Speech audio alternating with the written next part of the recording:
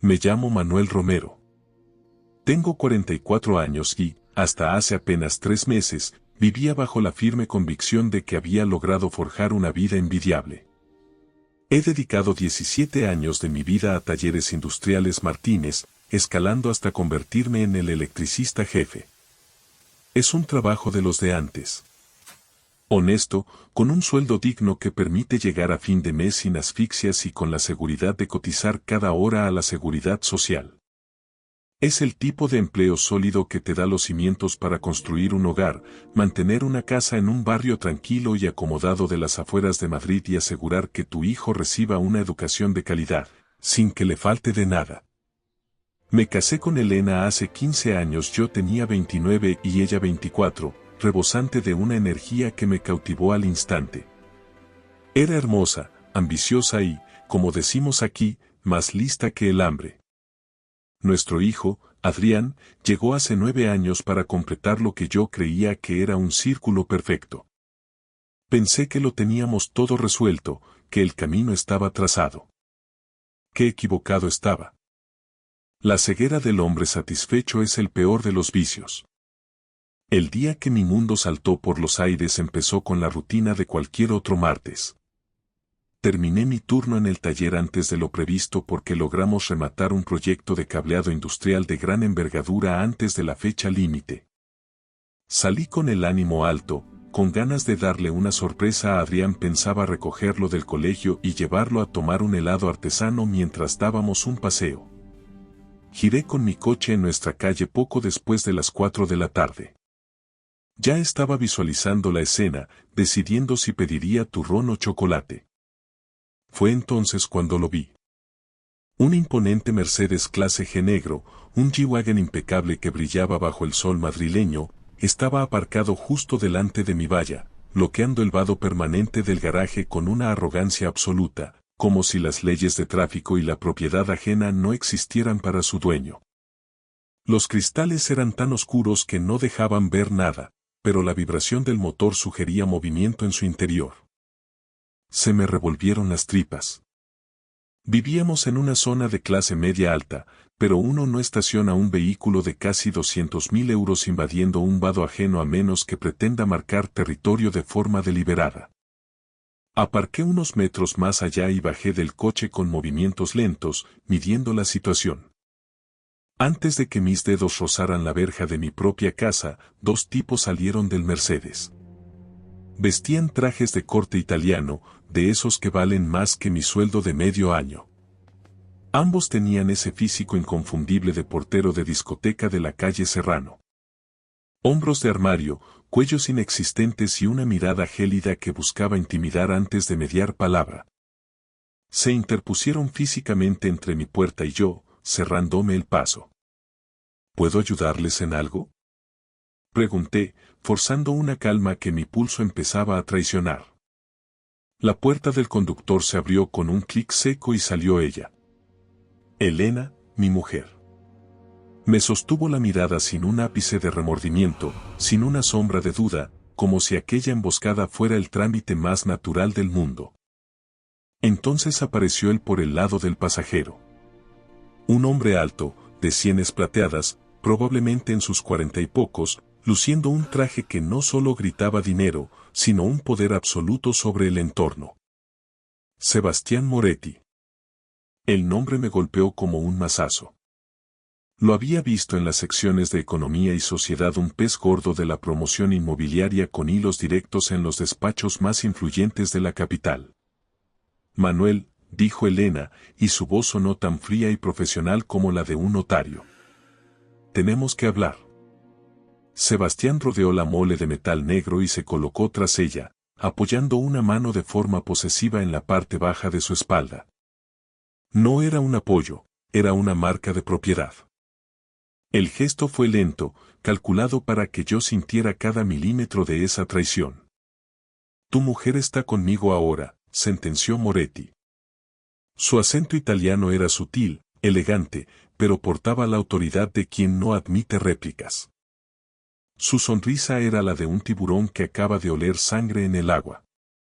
Hemos venido a recoger sus pertenencias personales. Mi presencia aquí es solo para garantizar que esta transición sea civilizada y fluida. Miré a Elena de arriba abajo, buscando desesperadamente un rastro, un solo gesto de la mujer con la que había compartido cama y vida durante 3 lustros. Elena, ¿qué demonios es esto? ¿Qué clase de espectáculo estás montando? Es exactamente lo que ves, Manuel, respondió ella cruzándose de brazos, con una altivez que nunca le había conocido. Me voy. He comprendido que merezco mucho más de lo que esta vida puede ofrecerme. Mucho más de lo que tú podrías darme jamás. En ese momento, uno de los guardaespaldas, un tipo con el cuello curtido y una cicatriz que le partía la ceja izquierda, dio un paso hacia mí, invadiendo mi espacio vital. El señor Moretti quiere que las cosas queden claras desde el principio, soltó con una voz que parecía el crujido de la grava. Ella está bajo nuestra protección. Tenemos órdenes de romperte un par de costillas si decides que hoy es un buen día para cometer una estupidez. Considéralo una medida preventiva, nada más. El segundo matón sonrió, haciendo crujir los nudillos de sus manos enormes, como quien calienta antes de un partido. Sentí la rabia bullir en mi pecho, una descarga de adrenalina caliente y afilada. Pero si algo aprendí durante mis años de servicio en la Legión, antes de cambiar el fusil por los alicates de electricista, es que la rabia es un arma de doble filo. Solo sirve si sabes domarla y dirigirla. Dejé que una sonrisa lenta, carente de cualquier calidez, se dibujara en mis labios. A ver si he procesado bien la información, dije en un susurro, clavando mis ojos en los de Moretti. Si mi mujer ha decidido tirar por la borda 15 años y traicionar todo lo que levantamos juntos, es su cuenta y su riesgo. Pero has cometido el error de traer a estos 2 payasos para amenazarme en la puerta de mi propia casa. La seguridad en el rostro de Sebastián flaqueó un instante, apenas un parpadeo. Es solo un seguro, Romero. Negocios, nada personal. En mi casa, todo es personal, repliqué. Luego, desvié la mirada hacia los 2 gorilas. ¿De verdad queréis que este martes termine mal para vosotros, chavales? No esperaron a responder.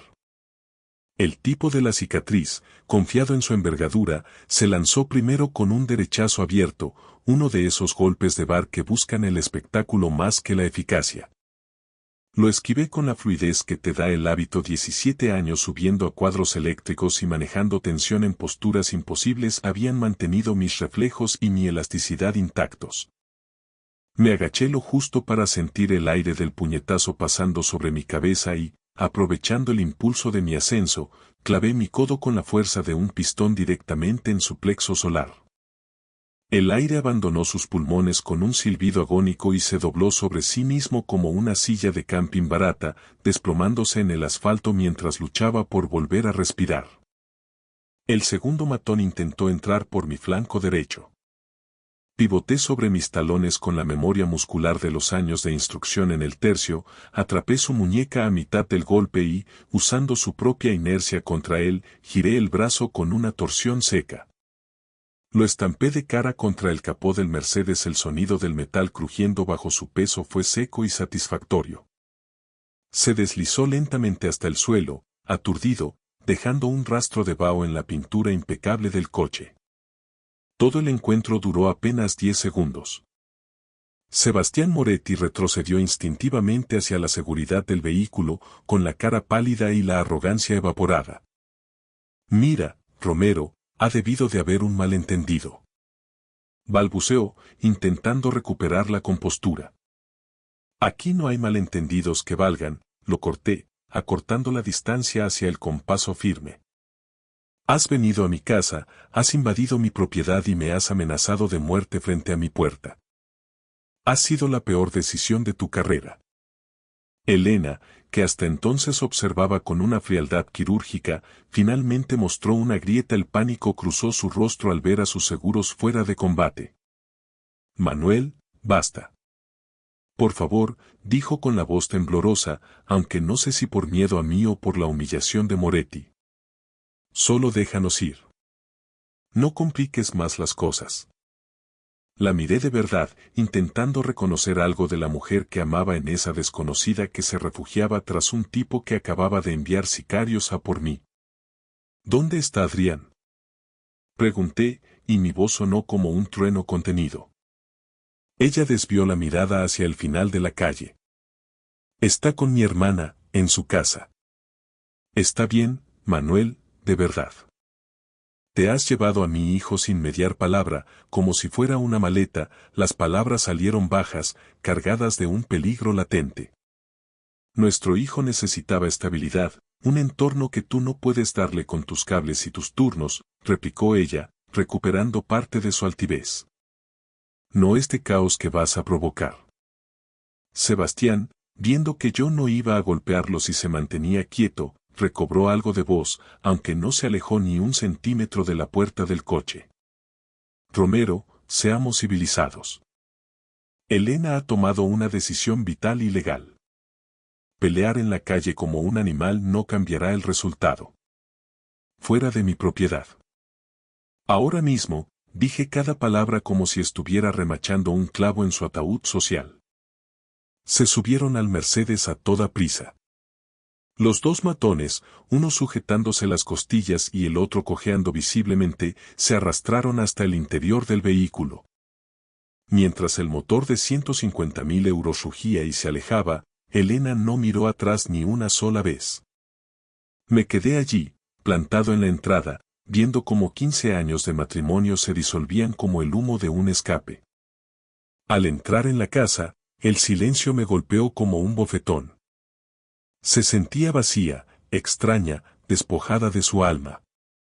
Faltaba la mitad de la ropa del armario, su ordenador había desaparecido del escritorio y, lo que más me dolió, habían descolgado nuestras fotos de las paredes, dejando esos fantasmas rectangulares de pintura más clara donde antes hubo sonrisas. Lo había planeado con una frialdad aterradora, sacando sus cosas poco a poco durante semanas sin que yo, el idiota que trabajaba 10 horas al día para pagarlo todo, se diera cuenta. Llamé a mi hermana, María, con las manos aún temblando por la adrenalina. Necesito que me hagas un favor, María, dije en cuanto descolgó. ¿Puedes venir a casa y quedarte conmigo unos días? Manuel, ¿qué pasa? Me asustas, respondió ella. Todo. Ha pasado todo. Te lo explicaré cuando llegues. A la mañana siguiente, me presenté en Talleres Industriales Martínez.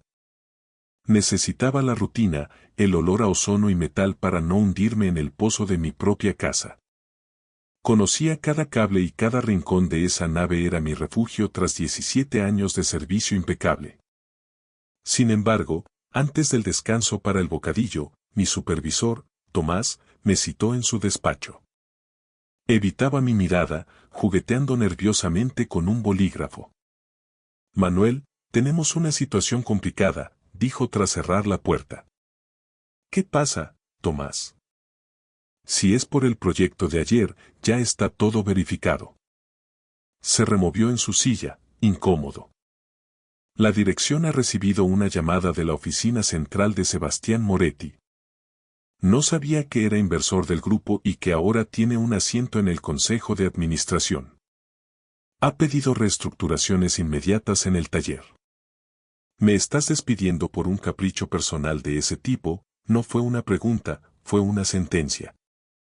Tomás parecía realmente hundido. He dado la cara por ti, Manuel. Sabes que eres el mejor jefe que hemos tenido, pero la orden viene de muy arriba. Mis manos están atadas. Me levanté despacio, sintiendo el peso de los 17 años que le había regalado a esa empresa. Recogí mis herramientas de la taquilla en un silencio sepulcral. Mis compañeros lo intuían, algunos intentaron acercarse, pero solo pude negar con la cabeza. ¿Cómo explicarles que el nuevo amante de mi mujer era lo bastante poderoso como para quitarme el pan con un simple chasquido de dedos? Al llegar a casa, el buzón escupió un sobre de color sepia. Era la demanda de divorcio, presentada por Elena hacía 3 días. Pero no venía sola. Adjunta había una orden de alejamiento temporal basada en acusaciones de maltrato verbal y amenazas graves. Mentiras fabricadas, pero selladas judicialmente. Y lo más destructivo. Se le otorgaba la guardia y custodia cautelar de Adrián con fijación de domicilio en el de la madre. Se me prohibía cualquier tipo de contacto con mi propio hijo sin su consentimiento expreso. Me senté a la mesa de la cocina, rodeado por la blancura de esos folios legales. En menos de 24 horas, Sebastián Moretti me había arrebatado mi mujer, mi sustento y mi hijo. Entonces, el teléfono vibró en la mesa. Un número desconocido. ¿Señor Manuel Romero? Preguntó una voz femenina, firme y profesional. Soy la inspectora Carmen Soler, de la Policía Nacional. Necesito que comparezca para prestar declaración sobre un incidente violento ocurrido ayer en su domicilio, denunciado por el señor Sebastián Moretti. ¿Qué tipo de denuncia? Logré articular. El señor Moretti ha presentado una denuncia por agresión con lesiones graves.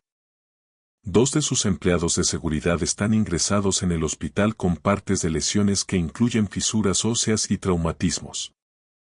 Solté una carcajada amarga que resonó en la cocina vacía. Ellos vinieron a mi puerta a amenazarme, inspectora. Fue defensa propia. Eso no es lo que figura en el atestado inicial, respondió ella con una pausa significativa. ¿Va a venir voluntariamente o prefiere que enviemos una patrulla? Iré yo. ¿Necesito llevar abogado? Es su derecho constitucional, señor Romero. Y visto el perfil del denunciante, se lo recomiendo encarecidamente. Colgué y marqué el número de Alberto Esteban.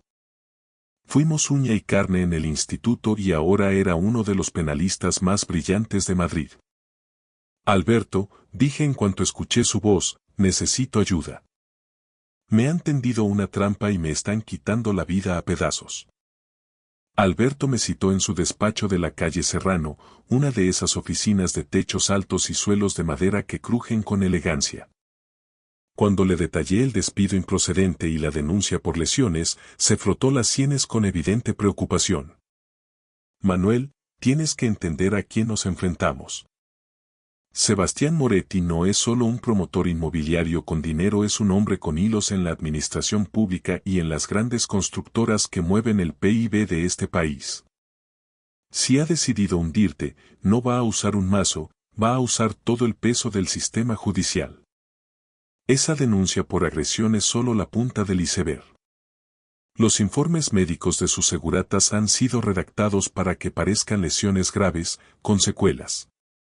Como el juez se lo crea, no hablamos de una multa, hablamos de una condena penal que podría llevarte a prisión. ¿Y qué pasa con Adrián? Pregunté, sintiendo que el nudo en mi garganta se apretaba hasta casi impedirme respirar. Elena se lo ha llevado a un paradero que desconozco y me ha endosado una orden de alejamiento basada en calumnias. De la custodia nos encargaremos en el juzgado de familia, pero ahora mismo necesito que seas un bloque de hielo. Ni un mensaje, ni una llamada, ni te acerques a 100 metros de ella.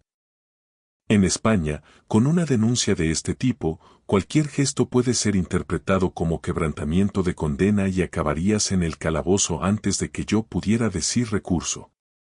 Deja que yo sea el único que hable con su abogado. Pasaron 2 semanas de un silencio asfixiante. Sin ingresos y con mis cuentas corrientes bloqueadas cautelarmente por la demanda de divorcio, empecé a sentirme como un animal acorralado. Pero entonces, el pasado volvió para echarme una mano. Recibí una llamada de Paco, un antiguo compañero de mi unidad en la Legión que ahora se ganaba muy bien la vida en el sector de la inteligencia corporativa y la seguridad privada.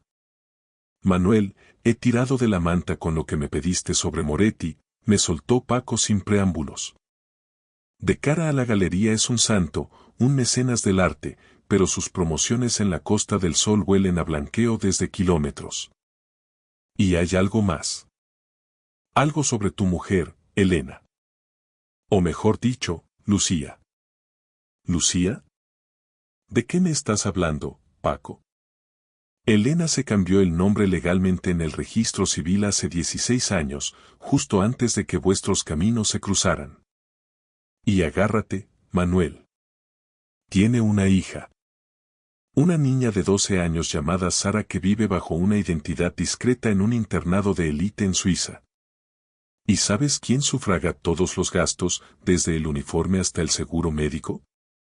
Sebastián Moretti. Se me detuvo el corazón. ¿Una hija? Elena y yo llevábamos 15 años casados.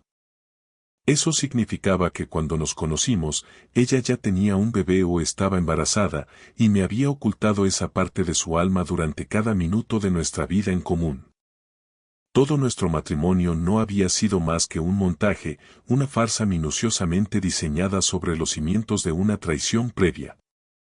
Fui a ver a Alberto con estos datos. Él consiguió, mediante contactos que prefirió no revelar, acceder a ciertos registros históricos que Elena creía enterrados bajo llave. Lo que descubrimos fue un pozo de sombras aún más profundo. El padre de esa niña no era Moretti. El padre era un antiguo socio del italiano que desapareció de forma muy conveniente en la Costa del Sol hace una década, justo cuando empezaron a investigar una trama de recalificación de terrenos. Esto es dinamita, Manuel, sentenció Alberto, hojeando los informes. Si podemos demostrar que ella ocultó una identidad y una carga familiar previa para viciar el consentimiento del matrimonio y obtener beneficios económicos, y si vinculamos esos pagos de Moretti con una estructura de ingeniería fiscal para el blanqueo, tenemos una oportunidad de darle la vuelta a la tortilla. Pero Moretti no se quedó de brazos cruzados esperando nuestro movimiento. Unos días después, mientras caminaba hacia mi coche, un furgón oscuro me cortó el paso. Esta vez no eran matones a sueldo. Eran agentes de la Policía Nacional, de la Unidad de Delitos Económicos. ¿Manuel Romero? Queda usted detenido. Tiene derecho a guardar silencio. La letanía de mis derechos sonó irreal en mis oídos. ¿Bajo qué cargos? Esto es un error.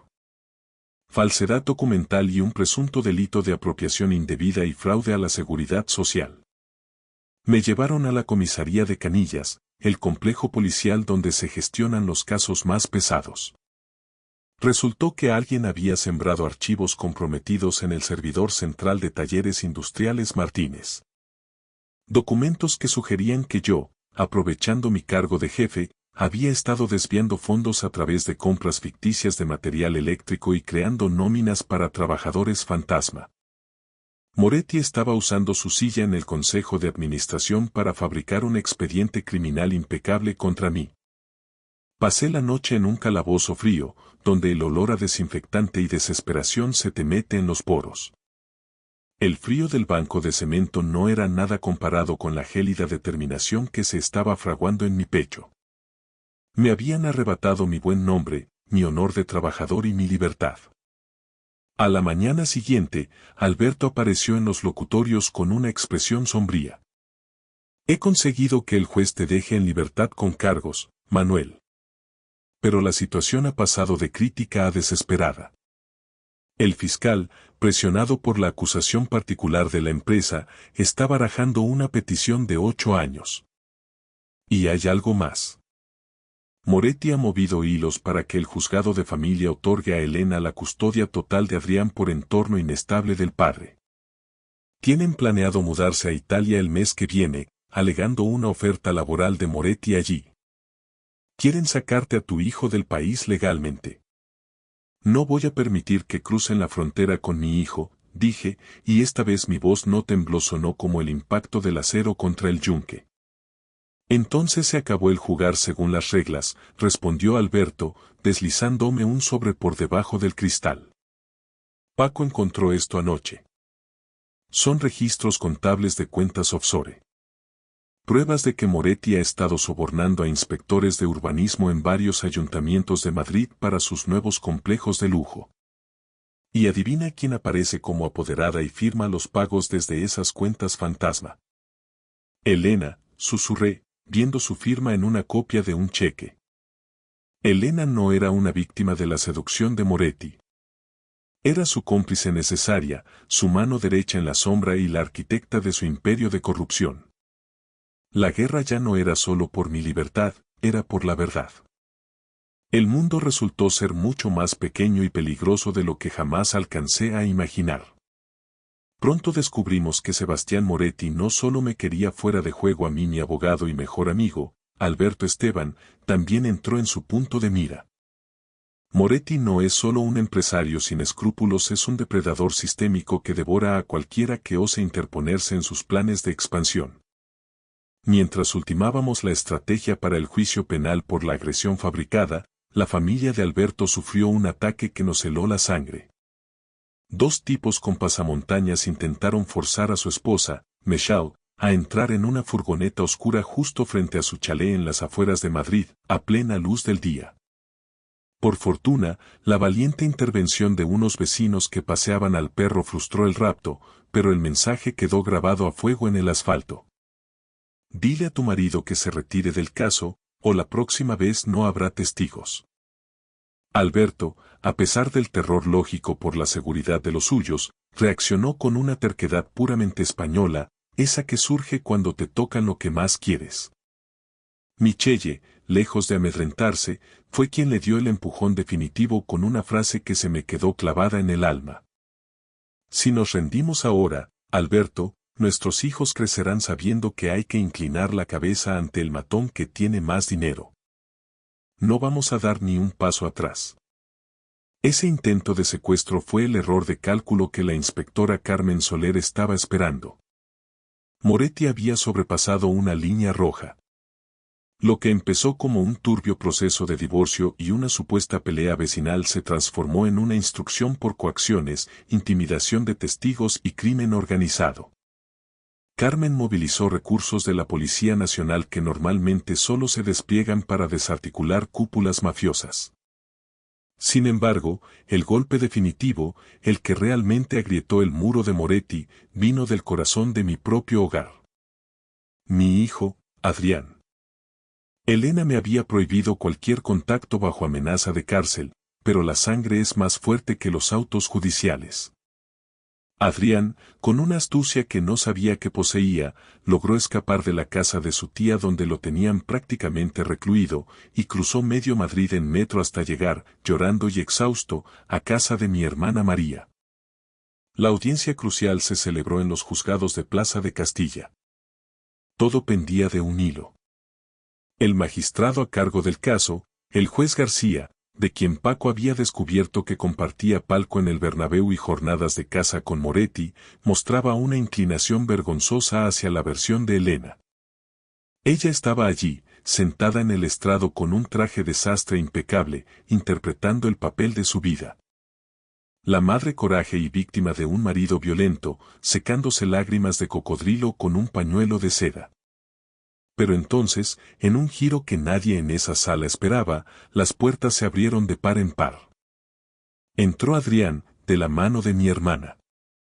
«Quiero vivir con mi papá», gritó con una fuerza que me desgarró el pecho.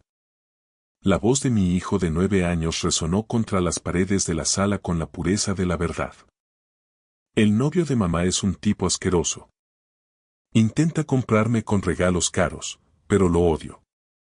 Y mamá miente. Me obligaba a decir que estábamos en casa cuando ella se iba con él. Me obligaba a mentirle a mi padre. La sala estalló en un murmullo ensordecedor. El juez, visiblemente incómodo por la presencia del menor, intentó imponer orden, pero la máscara de Elena ya se estaba resquebrajando. Palideció hasta quedar de un color ceniza, mientras Sebastián, sentado en la primera fila con su arrogancia habitual, apretaba las mandíbulas con una furia asesina. Y entonces, llegó la estocada final. Alberto llamó a declarar a Sara, esa hija cuya existencia me habían ocultado durante 15 años. Resultó que Elena había utilizado a la niña como la coartada perfecta para su doble vida. Durante años, me decía que se iba a pasar el fin de semana cuidando a una tía enferma en un pueblo de Segovia, cuando en realidad utilizaba esos viajes para encubrir sus encuentros con Moretti en hoteles de lujo, dejando a Sara encerrada en habitaciones de servicio o bajo el cuidado de extraños. Sara, con la mirada fija en la madre que la había usado como un objeto desechable, relató al tribunal cómo Elena la había abandonado emocionalmente, recurriendo a ella solo cuando necesitaba una tapadera para sus estafas o sus infidelidades. Las mentiras de Elena se desmoronaron como un castillo de naipes ante la mirada atónita del tribunal. Pero esto era solo el principio del fin. El imperio de Moretti estaba a punto de arder, y nosotros teníamos la cerilla. La investigación exhaustiva de la inspectora Carmen Soler, apoyada por la Unidad de Delitos Económicos, reveló una realidad mucho más siniestra que una simple infidelidad. Elena no solo me había traicionado en el terreno personal, ella era el topo de Moretti infiltrado en las entrañas de Talleres Industriales Martínez. Resultó que Sebastián llevaba más de una década maniobrando para monopolizar los contratos de mantenimiento de infraestructuras críticas en toda la Comunidad de Madrid.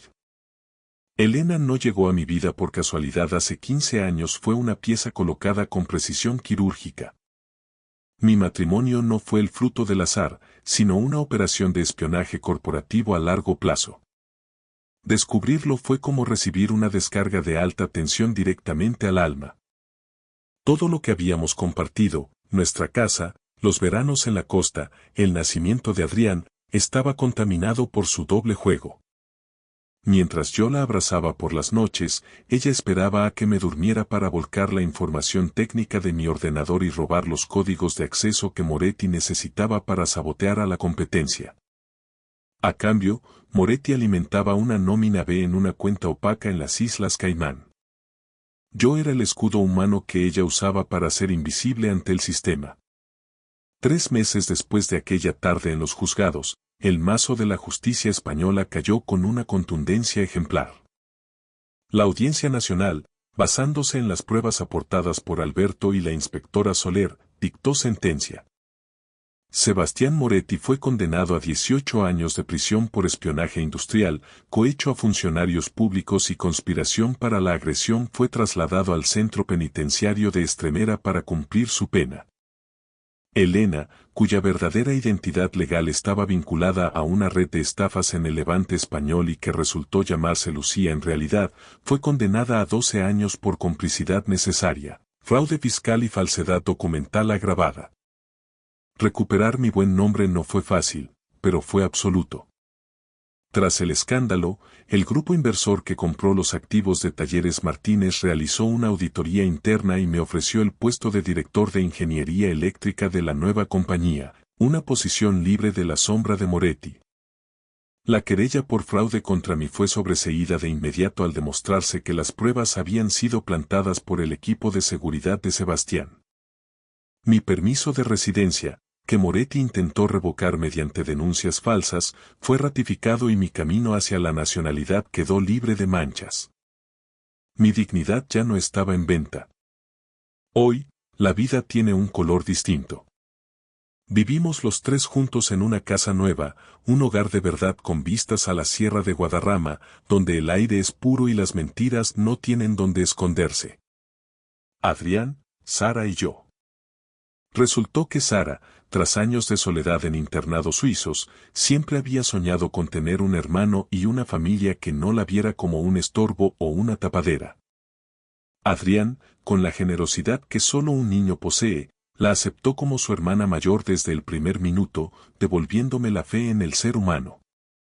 Una noche reciente, mientras los chicos terminaban de cenar bajo el porche de madera del jardín, Adrián dejó su vaso en la mesa y me miró con una seriedad impropia de sus 9 años. Papá, ¿de verdad todo va a salir bien ahora? ¿Nadie vendrá a quitarnos esto? Miré a mis 2 hijos, sentí el aroma del jazmín y el frescor de la noche madrileña bajando de la sierra, y sonreí con una paz que creía muerta y enterrada. Sí, hijo. Todo va a salir mejor que bien, le respondí, apretando su mano y la de Sara. Porque ahora somos una familia real. Una construida sobre el acero de la verdad, y ese es un material que nadie, por mucho dinero que tenga, puede romper. Muchas gracias por ver. Si les ha gustado la historia, denle a like, escriban un comentario y suscríbanse para no perderse la próxima historia. Valoramos mucho su presencia en este canal. Todo lo mejor.